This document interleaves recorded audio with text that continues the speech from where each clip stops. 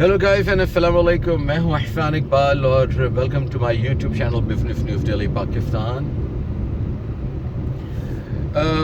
کل ہم نے اپنا جو پہلی ایپیسوڈ ریکارڈ کی اس میں ہم نے نئی حکومت کے بارے میں بات کی.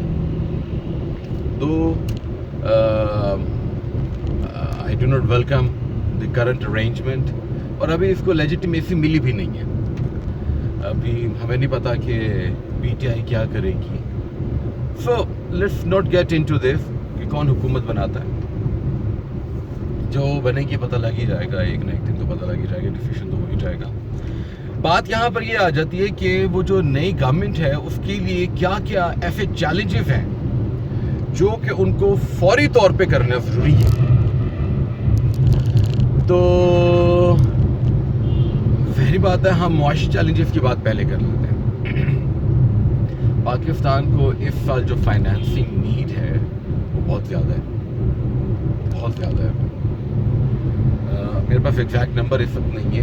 ظاہری بات ہے بہت سی چیزیں دیکھنی پڑے گی کیونکہ ملک کی جو صورتحال چل رہی ہے جس میں ہم نے امپورٹس کو روکا ہوا ہے. ابھی کب تک یہ جو امپورٹس ہیں وہ رکی رہتی ہیں یہ دیکھنا پڑے گا. لیکن فائنینسنگ نیڈ جو ہے وہ تقریباً $20 سے $30 کے درمیان اور اس سے زیادہ بھی ہو سکتی ہے. یہ بہت ضروری ہے.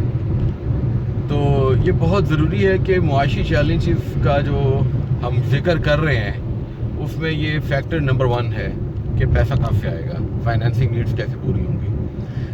$10 ارب جو ہیں وہ تقریباً لگ رہا ہے کہ ہمیں جو by lateral multi lateral sources جو ہیں وہاں سے کرنے پڑیں گے. باقی تو ایکسپورٹ سے ہو ہی جائے گا انشاءاللہ, کیونکہ جب حکومت آئے گی کچھ نہ کچھ تو استحکام آئے گا اور آنا چاہیے.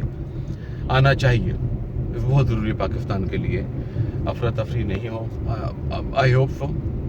ایسے لگ نہیں رہا, لیکن again let's not get into this. اب بات ہم یہ کر رہے ہیں کہ یہ تو ہو گئے فائنینسنگ نیڈ. اس کے ساتھ ساتھ پاکستان کا جو ایکسپورٹ سیکٹر ہے اس میں بھی ریفارمز کی ضرورت ہے, کیونکہ سارا بوجھ ایپٹما پہ نہ ڈالیں ہم. میری بڑی ہی درخواست ہے نئی گورنمنٹ سے کہ مہربانی فرما کے ان کو اتنا پریشرائز نہ کریں, ان کو انسینٹیوائز ضرور کریں آپ. ان کے تو بیچاروں کے بہت برے حالات بھی تو چل رہے ہیں. ان کی تو ایکسپورٹس تو بڑھی نہیں ہیں, کم ہوئی ہیں, بڑھی نہیں ہیں. تو ان کو تو انسینٹیوائز کریں نا. باقی دوسرے فیکٹر ڈھونڈیں, جیسے آئی ٹی فیکٹر ہے اس سے $5 سے $10 ارب کا ٹارگیٹ رکھیں. پھر اس کے ساتھ ساتھ جو سروسز سیکٹر ہے ہمیں اس کے اندر جو ہے بہت ہی زیادہ امپروومنٹ کی ضرورت ہے, بہت زیادہ. ہمیں یہ ضرورت ہے. مجھے گائز 1 منٹ کی بریک لینی پڑے گی یہاں پہ, تو میں یہاں روکتا ہوں.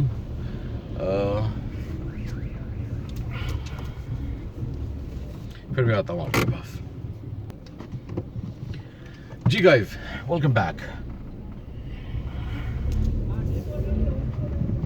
ہم بات کر رہے تھے اکنامک چیلنجز کی.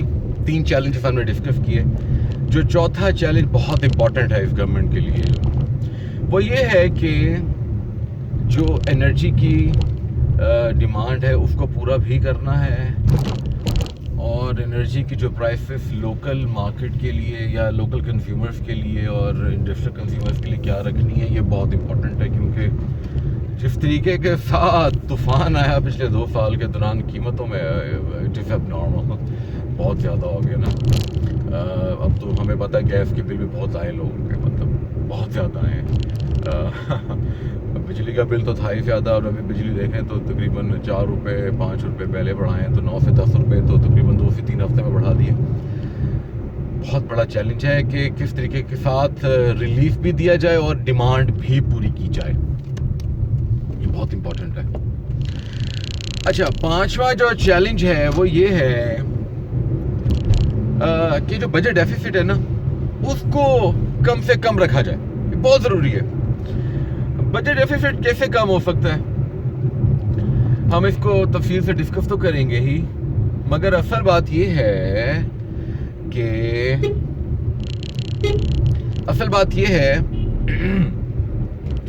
بجٹ ڈیفیسٹ جو ہے اس کے اندر بہت سے ایسے ایریاز ہیں, سیکٹرز ہیں جن پر فوراً توجہ چاہیے. مثال کے طور پہ ہم بہت سا پیسہ اپنی ان کو ففٹ کنسرنس کو دیتے ہیں جن کو ہمارا سبسڈیز کے نام پہ چلا جاتا ہے.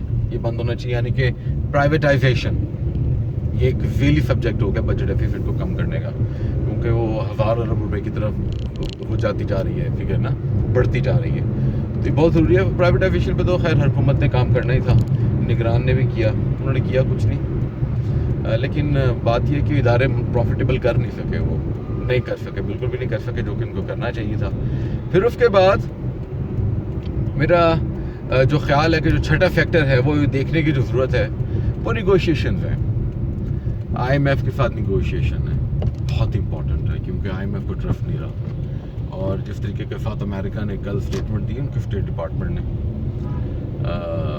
وہ بہت سخت آئی ہے. اور کہا کہ جو بائیڈن کو پتہ ہے کہ پاکستان میں کیا حالات چل رہے ہیں, تو وہ جو ووٹ کی لیجٹیمیسی ہے نا وہ ڈسٹرب بھی ہونی چاہیے اور اس کو انویسٹیگیٹ ہونا چاہیے. ابھی تیسری دفعہ ہو چکا ہے. یورپین یونین نے کہا ہے کہ انویسٹیگیٹ ہو, امریکہ نے پہلے کہا تھا انویسٹیگیٹ ہو, اور اب جو بائیڈن نے کہا ہے, مطلب جو بائیڈن کی طرف سے کہا گیا کہ ان کو معلوم ہے وغیرہ کیا جائے. تو یہ بہت ضروری ہے. تو یہ وہ چیلنجز ہیں جو کہ اس گورنمنٹ کو آتے ہی ٹیکل کرنے ہیں, بسائڈ جتنے بھی ان کے پولیٹیکل چیلنجز ہیں. 15 بانٹ تو ہو گئی نا, ٹھیک ہے, کام کریں. اگر اللہ نے موقع دے دیا ہے اور اللہ کے بعد اسٹیبلشمنٹ نے آپ کو موقع دے دیا ہے, کچھ کر کے دکھا دیں, اس عوام پہ طرف کھا دینا. تو میرا آج کا جو پوائنٹ ہے, جو ویلاگ کا مقصد تھا, وہ یہی تھا کہ جو اکنامک چیلنجز ہیں وہ پتہ ہونے چاہیے اس گورنمنٹ کو, توجہ دلانی ہے, اور اس موقع کو ضائع نہ کریں بس, اور پاکستان کو پٹری پہ چڑھائیں. انشاءاللہ خیر ہوگی, انشاءاللہ ملاقات جلد ہوگی. اپنا بہت سا خیال رکھیں, اینڈ خیال بھی رکھیں, اور keep watching business news daily with Ehsan Iqbal.